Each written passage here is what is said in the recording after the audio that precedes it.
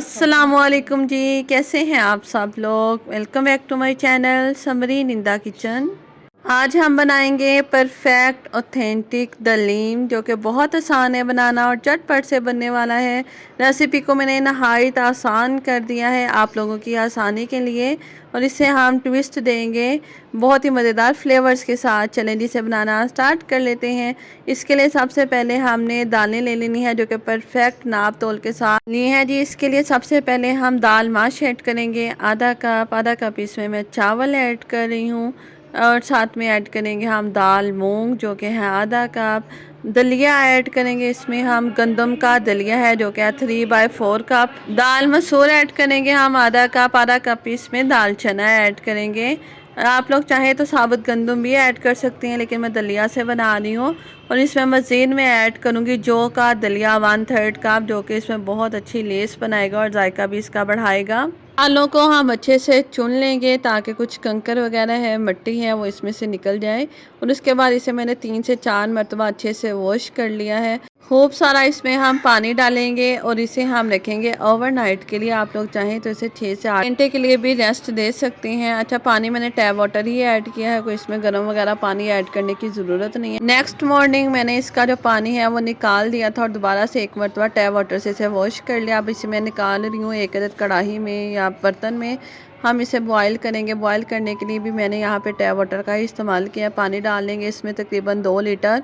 Test के लिए इसमें मैं नमक ऐड करूँगी, तकरीबन 1 टेबलस्पून नमक ऐड करूँगी, और इसके बाद इसे मिक्स करेंगे और दाल में बॉयल आने देंगे। जब इसमें बॉयल आ जाए तो आपने स्पून नहीं चलाना।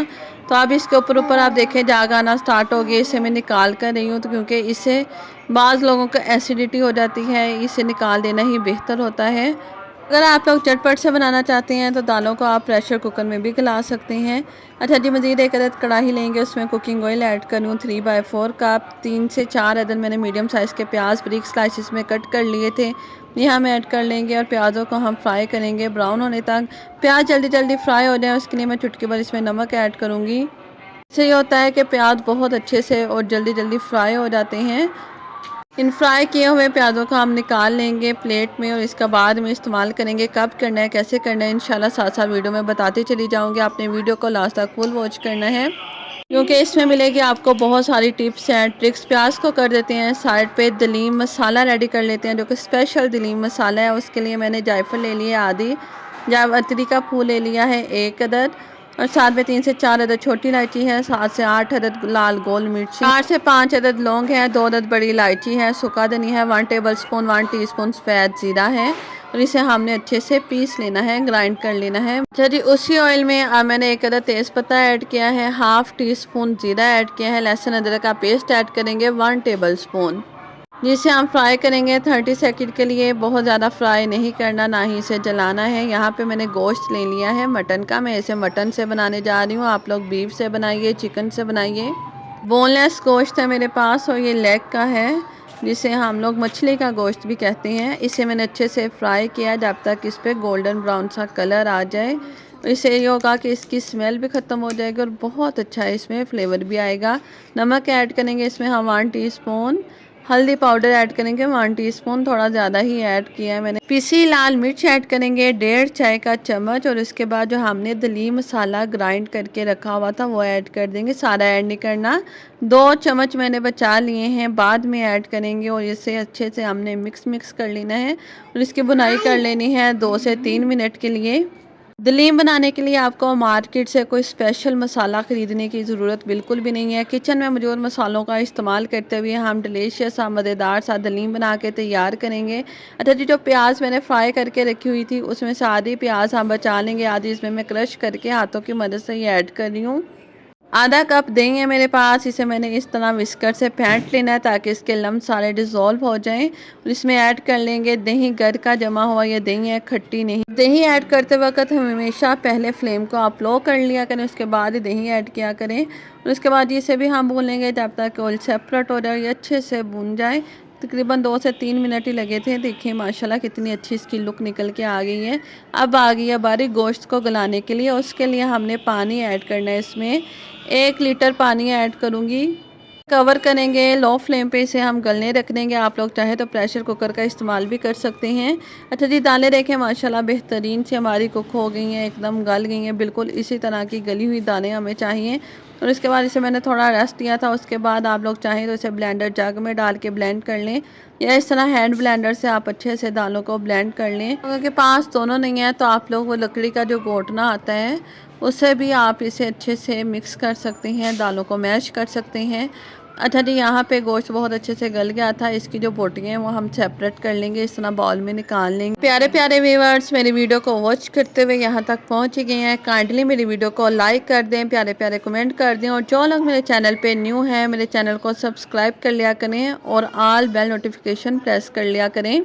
अच्छा, गोश्त जो हमने निकाला था इस तरह लकड़ी के घोंटने की वजह से मैं इसे प्रेस कर लूँगी। बिल्कुल हमने अच्छे से इसे श्रेड कर लेना है ताकि इसका एक एक रेशा अलग हो जाए। उसके बाद जो दालें हमने ब्लेंड की हुई दालें इसमें हम ऐड कर देंगे। अब मैं इसमें कोई किसी भी किस्म का मज़ीद पानी ऐड नहीं करूँगी, इसी में ही हम इसे कुक करेंगे। यहाँ पे पतीला पैन मुझे छोटा लग रहा है तो इसे मैं ट्रांसफ़र कर लूँगी बड़े पतीले में, क्योंकि जब ये पकता है तो बहुत ज़्यादा इसमें बबल्स उड़ते हैं।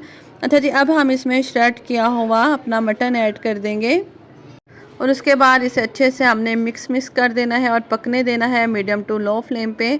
जिस तरह की आपको कंसिस्टेंसी चाहिए आप लोग रख सकते हैं।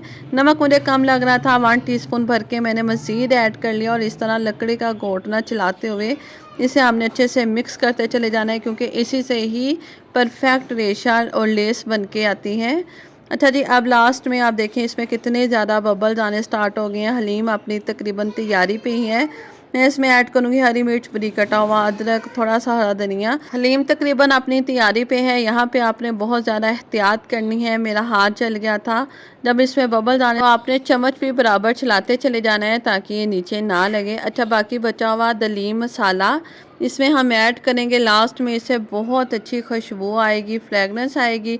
लास्ट में जी हम इसका तड़का रेडी कर लेते हैं। उसके लिए मैं देसी घी का इस्तेमाल कर रही हूँ, आप लोग किसी भी किस्म का घी या ऑयल ले सकते हैं। ये लिया है जी मैंने आधा कप। इसमें पेपरिका पाउडर या कश्मीरी लाल मिर्च ऐड करें 1 चम्मच। इसे आपने सिर्फ़ और सिर्फ 10 सेकंड के लिए कुक करना है और इसके बाद ही हम तड़का लगा देंगे। फ्राई किए हुए प्याज ऐड करेंगे और देखिए माशाल्लाह अल्हम्दुलिल्लाह हमारे हलीम की लुक कितना बेहतरीन इसका टेक्सचर बन के आया है। और माशाल्लाह आप इसकी लेस तो चेक करें, एकदम परफेक्ट लेसदार हलीम बन के तैयार हुआ है। इस रेसिपी को फॉलो करते हुए आप लोग चाहें तो क्वांटिटी को डबल कर लें, ट्रिपल कर लें और ज़्यादा सारा हलीम भी बना सकते हैं। बहुत आसान है ये। लास्ट में से हम गार्निशिंग कर लेंगे थोड़े से बारीक कटी हुई हरी मिर्च से, अदरक से, हरा धनिया से और फ्राई किए हुए प्याज से और लेमन के साथ, तो इसका मज़ा मज़ीद बढ़ जाता है। आप लोगों ने मेरी रेसिपी को ज़्यादा से ज़्यादा लोगों तक शेयर करना है, अपने फ्रेंड्स के साथ, फैमिली मेम्बर्स के साथ। मिलेंगे इंशाल्लाह ऐसे ही न्यू टेस्ट यूनिक सी रेसिपी के साथ। टिल देन अल्लाह हाफिज़।